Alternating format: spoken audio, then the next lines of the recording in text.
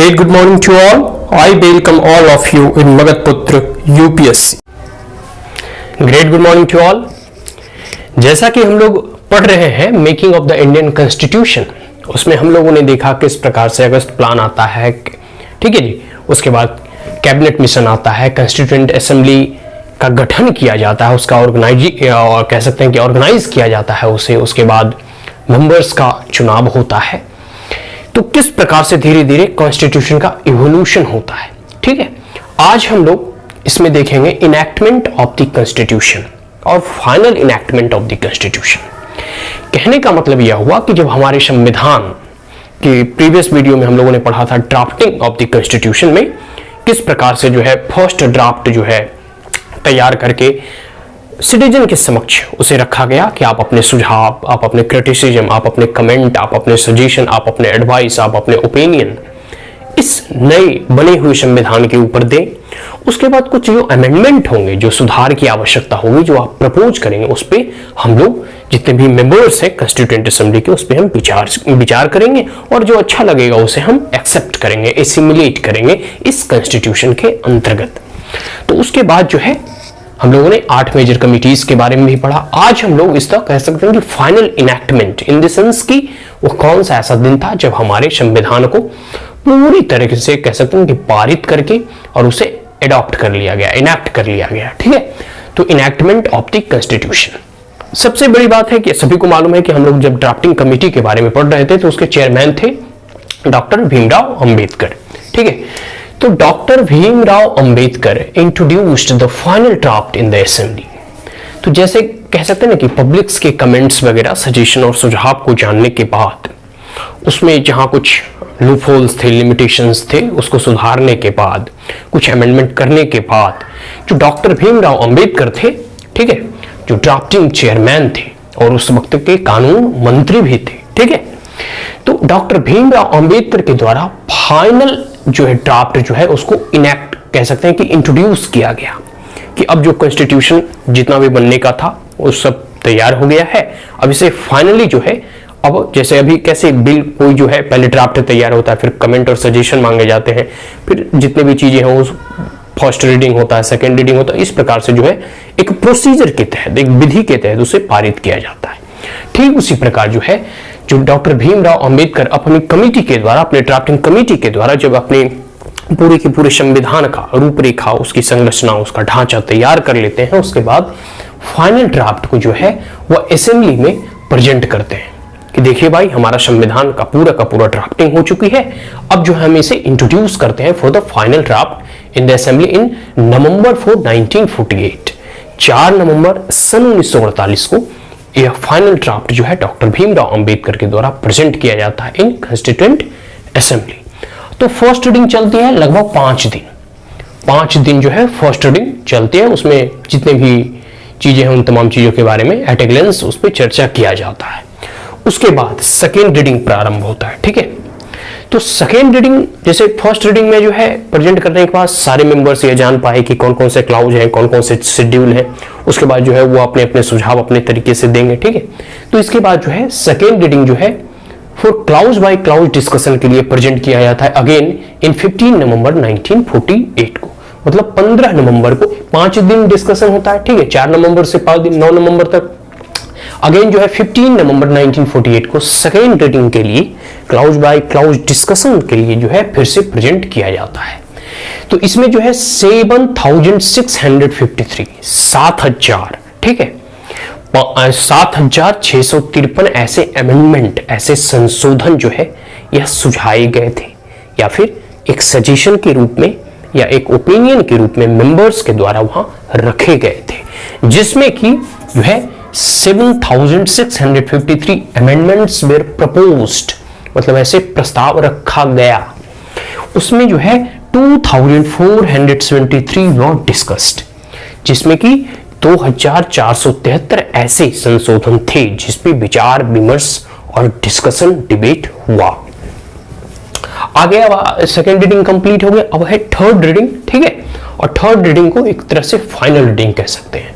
Third reading जो है 14 नवंबर 1949 को जो है रखा गया, ठीक है। संविधान कह सकते हैं कॉन्स्टिट्यूएंट असेंबली के सभा में। तो अंबेडकर जो है मूव्ड द मोशन, अब डॉक्टर भीमराव अंबेडकर मोशन को मूव कराना चाहते हैं, मतलब पारित कराना चाहते हैं, ठीक है।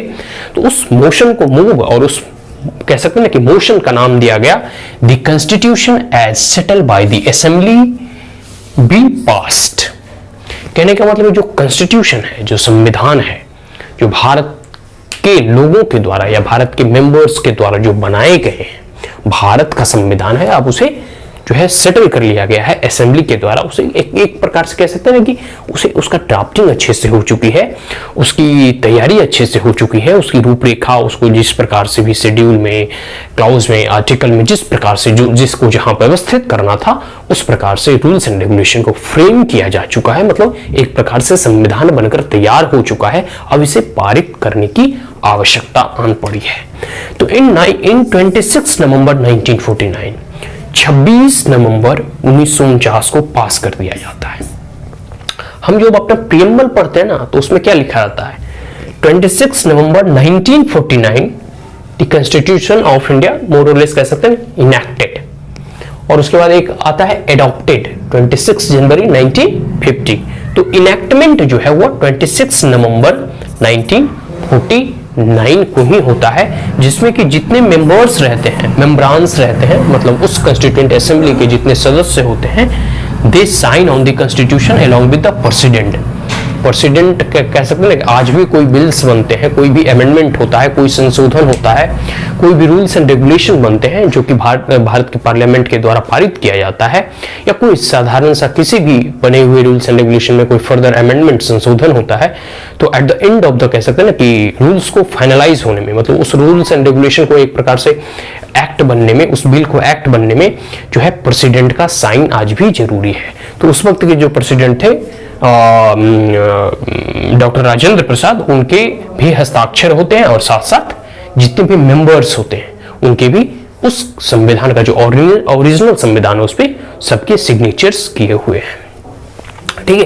तो इस संविधान के अंतर्गत क्या क्या आया या क्या क्या कंटेन करता है इसके बारे में देखिए। इट कंटेन अ प्रीएम्बल, प्रस्तावना, सबसे पहले पेज में ही प्रस्तावना मिलेगा, फिर 395 आर्टिकल्स और 8 शेड्यूल। अब तो खैर शेड्यूल वगैरह भी बढ़ चुके हैं।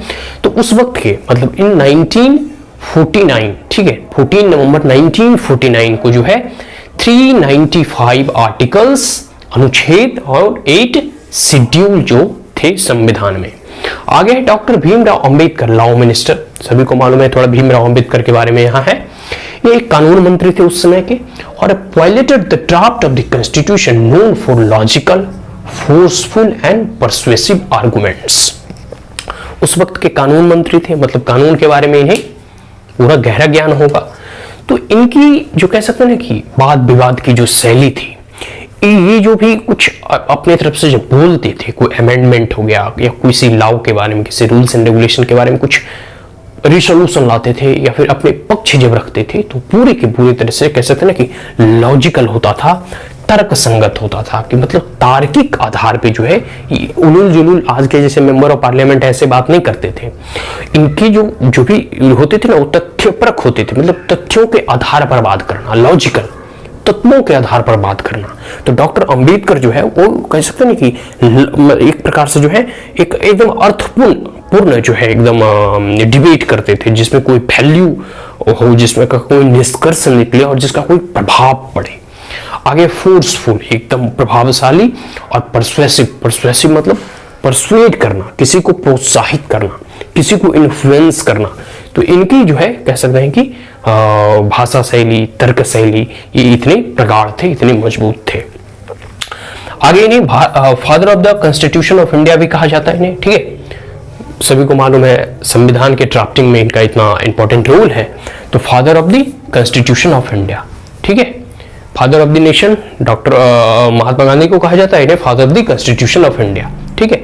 आगे chief architect of the constitution, स्वाभाविक सी बात है, ड्राफ्टिंग कमेटी के चेयरमैन थे, सारे मेंबर्स को कह सकते हैं कि जितने भी रूल्स एंड रेगुलेशन और जितने भी सब कमिटीज वगैरह थे, उसके जितने भी नियम कानून जो बने हैं उसे ड्राफ्ट करने की वजह से इन्हें आर्किटेक्चर का भी नाम दिया गया है, चीफ आर्किटेक्चर। चेयरमैन थे ड्राफ्टिंग कमेटी के, इसलिए चीफ आर्किटेक्चर कहा गया, ठीक है, of the constitution of India, and known as modern Manusmriti Manu के द्वारा लिखा गया था। तो मॉडर्न मनु कहने का मतलब है कि जो आधुनिक भारत का जो संविधान लिखा गया है, जिससे कि समाज, राष्ट्र और देश संचालित होता है, उस किताब को एक प्रकार से मॉडर्न इनको जो डॉक्टर अंबेडकर को जो है मॉडर्न मनु इसलिए कहा गया कि एक प्रकार से जो उस कार्य मतलब प्राचीन काल में मनुस्मृति के द्वारा समाज संचालित होता था हमारा। उस वक्त के जो राजे रजवाड़े होते तो वो उस नियम से चलते थे जो मनुस्मृति मनु के द्वारा लिखा गया था। तो उसी प्रकार से जो आज का संविधान जो है डॉक्टर अंबेडकर के द्वारा लिखा गया है, तो एक प्रकार से इन्हें मॉडर्न मनु की उपाधि दी गई है, जिसमें ऐसा कहा गया है कि जो डॉक्टर अंबेडकर की जो फिलॉसफी थी या फिर उनकी जो विचारधारा थी या फिर कह सकते हैं कि उनके द्वारा बनाए गए संविधान से हमारा समाज, राष्ट्र और देश संचालित होगा। तो ये पूरी के पूरे इनैक्टमेंट ऑफ द कॉन्स्टिट्यूशन के बारे में पढ़ा कि किस प्रकार से हमारा 26 नवंबर 1949 को हमारा संविधान पारित कर दिया जाता है इन कॉन्स्टिट्यूएंट असेंबली। इसके बाद हम लोग पढ़ेंगे इन्फोर्समेंट ऑफ द कॉन्स्टिट्यूशन, कि किस प्रकार से जो है हमारा संविधान 26 जनवरी को अडॉप्ट किया जाता है। आज हम लोग जो रिपब्लिक डे मनाते हैं 26 जनवरी को, आखिर क्या कारण था कि 26 जनवरी को 1950 को हम लोग संविधान को जो है एक प्रकार से इन्फोर्स करते हैं। ठीक है, तो उसको हम अगले क्लास में देखेंगे। आज के लिए इतना ही, मिलते हैं अगले क्लास में। अगर ये वीडियो आपको अच्छा लगा हो तो आप हमारे चैनल को लाइक, शेयर और सब्सक्राइब करना ना भूलें। Also press the bell icon. कोई क्वेरीज, कोई कमेंट, कोई सजेशन, एडवाइस कमेंट बॉक्स में पूछ सकते हैं। Thank you once again, have a great day.